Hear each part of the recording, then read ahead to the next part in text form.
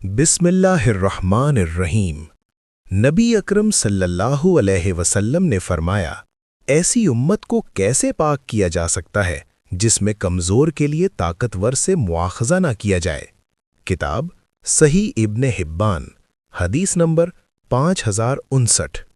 इस हदीस में नबी अकरम सल्लल्लाहु अलैहि वसल्लम ने अदल और इंसाफ की बुनियादी अहमियत को बयान फरमाया है कि कोई मुआशरा उस वक्त तक पाकीज़ा और सालेह नहीं हो सकता जब तक उसमें कमज़ोर को उसका हक न दिलाया जाए और ताकतवर को जुल्म पर न रोका जाए। यानी हकीकी इस्लाह सिर्फ इबादात से नहीं बल्कि इंसाफ के क़याम से होती है। जैसे एक तराजू उस वक्त दुरुस्त काम करता है जब दोनों पलड़े बराबर हों, इसी तरह मुआशरा भी तभी दुरुस्त रहता है जब कानून सब के लिए यकसा हो। इससे ये सबक मिलता है कि मुसलमान मुआशरे में ताकतवर और बाअसर अफराद को भी जवाबदेह होना चाहिए और कमज़ोर की दादरसी की जाए।